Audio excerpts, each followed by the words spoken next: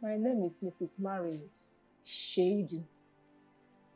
I'm from Anambra. I married a Edo State man. I am a widow, but before I became a widow, I was married to Pastor Caleb Sheidu, and we have 4 children. It was a we married 1999, and I started giving birth 2000. Each time I remember him, I don't like talking much about him because I don't used to get myself. I don't used to get myself. Even now, as I'm talking, I'm not I'm not okay. I'm not getting myself, but God will strengthen me.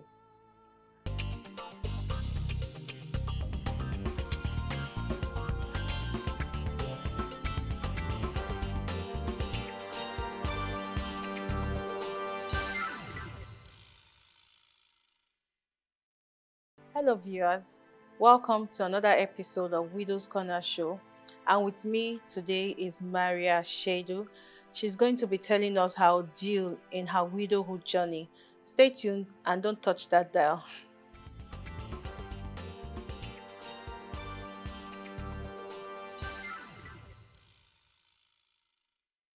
Mrs. Sheidu, you're welcome once again. Thank you. You were a wife before you became a widow. Yes, Can you take us back to the journey or how you met your husband, your experiences in your marriage? Thank you, ma. I met my husband in the church. Then I was among the choir girls, and he was one of the young pastors then. Okay. Then I was in school, and each time I come from school, I was living with my auntie. Each time I come from school, I followed my auntie to the church. That is where we met. Mm. And along the line, he told my auntie that he wants to marry me. My auntie asked me, we talk about it. I said, okay. So we got married 1999. We met early 1999, January, and we married July, the same 1999. And I started giving birth 2009. That was my last. I have 4 children with him. The 2009 was the last boy I had with him before died. Before he passed on. Yes. So how long were you married together? Before he passed on, we were married 12 years plus. Okay. Because he passed on January 18, 2013. And then my first baby was 12 years plus, going to 13. Because that one was born September 3rd. Okay. And he passed on January 18th. Okay. At the age of 44 plus. Okay. 44 years plus. Okay. Can you quickly tell me, what happened? What caused his death? He came back from work that day. It was around 6 p.m. on that 18th January. So it seems that there was a little misunderstanding at home, not with me, with my first daughter. She went to fetch water at the well. So one of our neighbors said that he touched his car. So I was inside with a friend. That our neighbor beat her. Say, why did she go and touch his car? That this car has a scrap. So as I came out, I saw them shouting. The girl cried and came. So I asked the girl what happened. Say that our neighbor said our neighbor said that she touched his car and he had a scratch. So I came and said, please, sorry. But he said that he's not waiting. He doesn't want to talk to me. That he's waiting for my husband to come back. This thing happened in the morning. So he kept on waiting for him to come back. He came back around 6 p.m. When he came back around 6 p.m. So instead of him to calm down to tell him what happened, mistakenly he went and hit him. He hit your husband? Yes, on the line. He fell down and collapsed. Wow. So before we could rush him to hospital, he died on the way. So the case continued. The federal government gave me lawyers. But along the line, he stayed in the cell for 1 year. Along the line, the case died off. It was that. I'm sorry.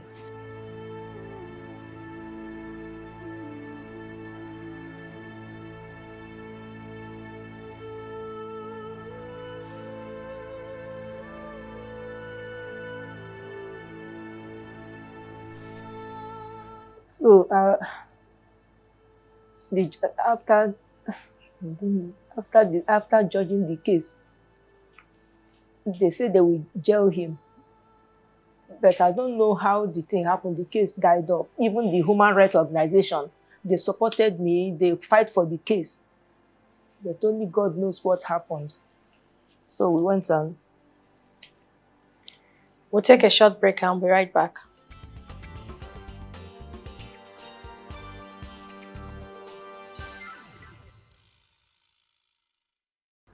Sorry about that.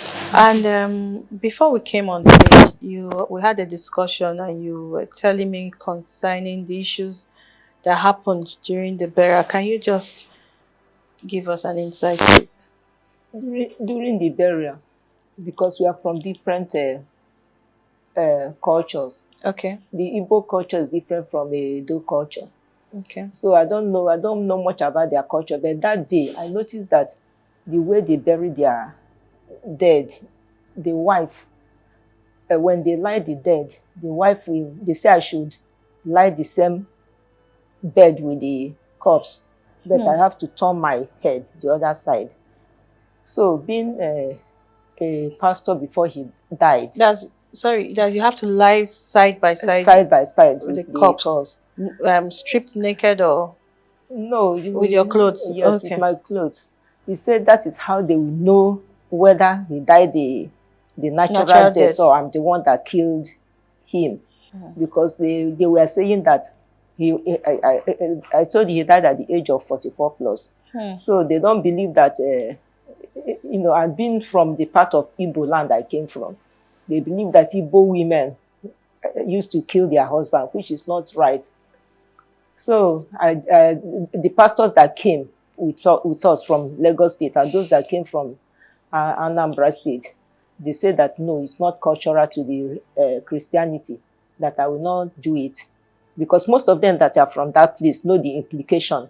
Okay. That even the person, if somebody's hand is in his death, I might, with the trauma and the fear, lying with a corpse, I might die there. So they try to prevent it. So they fought and it did not take place again. They said they will shoot gun on the air. They want to do it according to their culture. But because I did not lie with the corpse. Okay, you didn't. I didn't because they came and intervened. Who intervened? The pastors that came with us. Okay. Intervened, saying no, that the person that died is a man of God, was a man of God before he died. And they cannot bury him in a cultural way, that they want to bury him in a Christian way. Okay. That is how I was saved. And after the burial, they were saying that the children will stay in the village, that they will take the children from you, from me, especially the first son. Say the children, they will take the children, that is the man's children, that they don't used to leave their children outside. So I stayed 3 months there with the children. Before I called one of the pastors, one redeemed pastor, the man have to talk to the woman, say he want to see me and the children. That was his pretense. That is the way he want to take us out of the village. So to talk to which woman? My mother-in-law. Okay. So he talked to my mother that he wants to see the children, and that is how we left the village. Okay. But before we leave the village, it was tough. Only God intervened. The children were sick. I was sick. There are so many things they are trying to do to make sure that we did not depart. That we did not leave the village. But thank God we left the village. That is how we came back to Lagos. Then the pastor have to rent house for us and give us foodstuffs for a meantime. Okay. Did yourself and your husband have a property here in Lagos, or your rent house? No, we are living in a rented apartment. Okay. So you had to leave the house you were staying before his demise? I came back to pick things, but before I came, the brothers have come to pick some things from the house, but the one that remained, I packed them. Okay. Oh, they came out when you were in the village. They came to pack his things. They came to pick some of his things.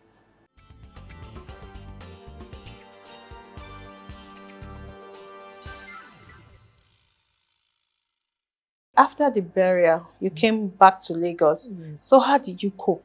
I mean, your husband leaving you with 4 children. Did you continue with your shop? How did you pay rent, the children's school fees? Just take us through that journey.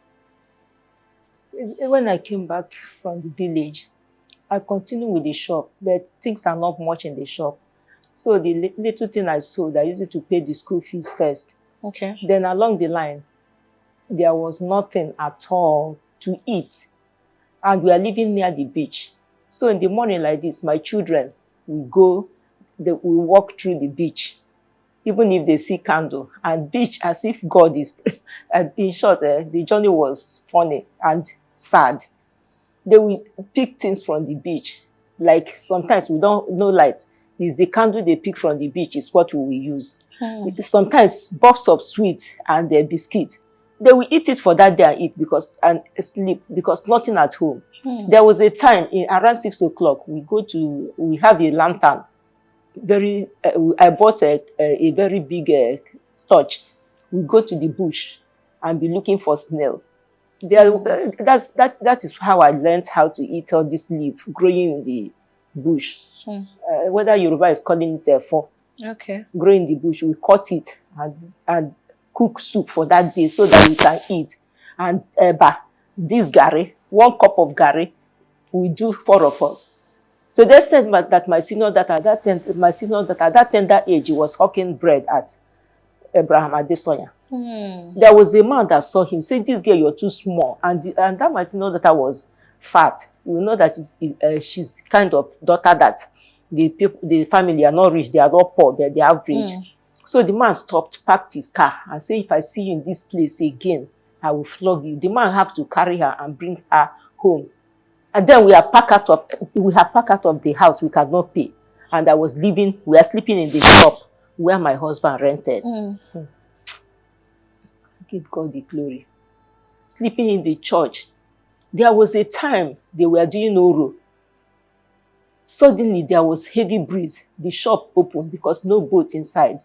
This thing I'm saying is at Okwaja. We are living at Okwaja. I'm not saying it that under exaggeration. I'm saying that people that know us, we are living living near Attica. And in my shop, we are sleeping in that shop.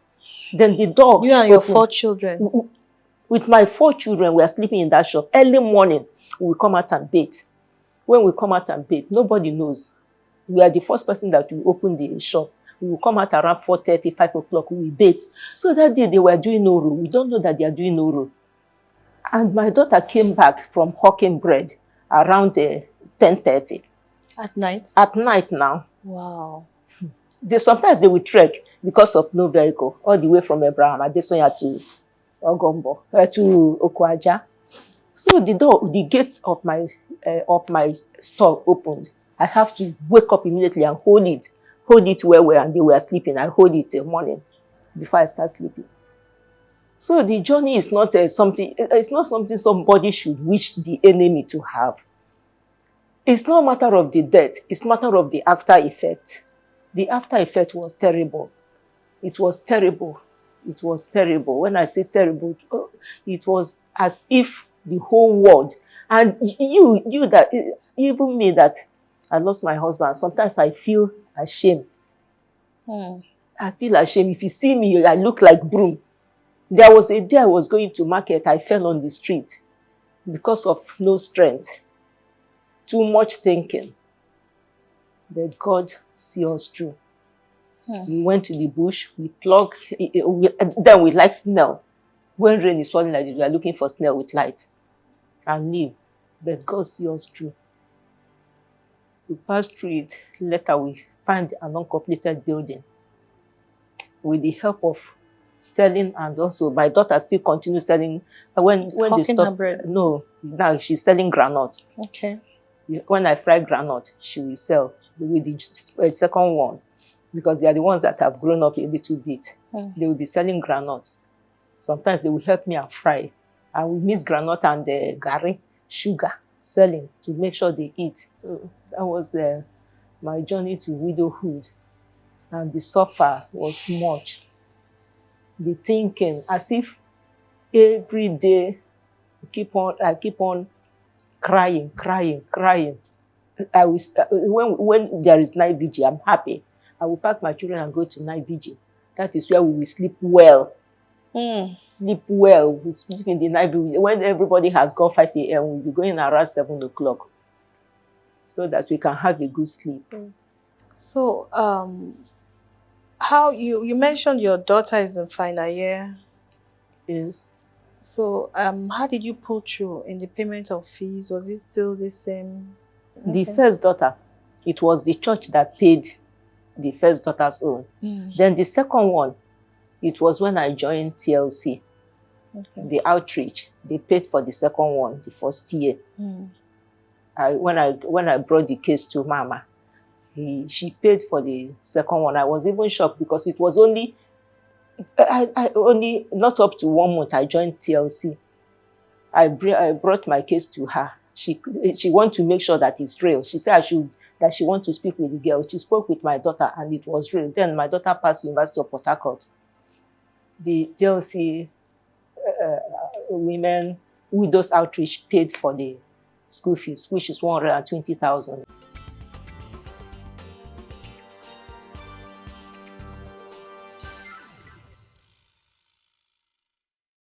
Thank you for sharing such an insightful story. And I want to, how did you not get back? Because you're really looking good now. Are you still in an uncompleted building? Obviously not. I thank God for His mercy. I thank God for the woman she used to bring me to TLC. When the woman was one of our women leaders, she is one of our women leaders. So she brought me to TLC. And after the TLC paying my daughter's school fees, they helped me to start business again. They gave me money. They gave me a grinding machine. Then from there, from the money I generated, I have to rent a room where we are living now. Okay. That is where we are staying now. Okay. And I'm doing other things like cleaning. When there is a new house, my friends will call me. We'll go and clean the house and collect money. Sometimes I will get a personal cleaning. And also I have so many places I'm sweeping to make life better. And also I tried not to stay where I am, I don't want people to pity me. I just walk out of that pity life. I don't want in the situation that in the church they say widows are, there's a way the society sees the widows that we are beggars. So I don't want them to see me as a beggar. I want them to see me as a human being that has to contribute to the society. Awesome. And thank God that God is doing it. I could remember one day in the church, they are doing empowerment. So my third son just gained admission in Unilag. Okay. He's studying medicine. Oh, wow. So I wrote my son's name. They said that they cannot sponsor the university level. So there's a man, an Igbo man that saw me. He said, "Madam, what are you looking for? Is your son's name among it?" I said, "Yes," but they said they are not going to sponsor they are not going to pay money for empower those in the universities. He said, "How much is the money?" I said, 399,500. The man gave me 200,000 to add money and pay. Had it been, and there's one day the man saw me, he said, "Madam, I love the way you're dressing," because I refuse to look tattered. If I'm going to church, I will wear my best. If I'm going out, I will try to look different so that name, that widow name will not be marked on my forehead. Because there's a way they look at us. They look at us, we are tattered, that we don't have anything to contribute to the society, that we don't, why most of us, our children, they are graduates. Our children are doing well, even if they don't have money. But they still, because of the way most of us, we don't want to remain the same. So the only way to come out of this widowhood, because it is something you keep on remembering. Like when my son was growing or was in his teenage age, he's now 18. There are some things he passed through which I don't know. And I will say, had even his husband his dad is alive. Because there are things boys are passing through and I don't know. I will be seeing him struggling. struggling. In the night, he will be struggling. He will be walking up and down. And I know that there's something wrong with him, that he cannot tell me. He cannot tell me. But had it been my husband is still alive, he will tell my husband. So this widowhood is something you keep on remembering the man. It's just like a wound that does not heal fast. And the only way you can heal the wound that cannot heal fast by itself is for you to know who you are, to know how you will come out of that situation, how you will move on with your life. And don't allow people to see you as a beggar. Don't allow people to see you that you cannot contribute. Like me in the church, I try to contribute. I pay my tithe. Sometimes I give people that they don't even expect I will give them. Sometimes like that granite, I will fry like this. I'll call pastor, I'll give it to pastor. Say, pastor, take, this is my granite. The pastor say, I cannot take it free. I say, pastor, will take it free and pray, so I will sell more. You see, that kind of thing is something that you will try. All widows will try to come out and look for a good women that knows the pains of widowhood. There are women that knows our pains, like the one I'm attending at TLC. She's not a widow. She's still a young woman in the husband's house and having children. But she feels as if she make herself God, but she's not part of us. But the pains we're having, God is using her to lessen the pains. I thank God for the ministry, for the TLC widows ministry. And I thank God for the way God has helped me to bear what I passed through. Though I keep on remembering him because he was a good man, very nice man. He's just like my brother. He's just like my friend. He's just like my father. Just everything. Because I know when he passed through, so many people were saying, how can the wife bear it? But God gave me the strength. I bear it in Jesus' name. Thank you. Thank you so much, Mrs. Sheidu. Thank you so much for coming and sharing your experience, what you passed through. And I thank God because you don't look like what you passed through now. You're looking good. Thank you. Thanks for coming. Thank you. And if you're a widow out there and you would like to share your story, come out and contact us on the numbers on your screen. So see you next time and bye for now.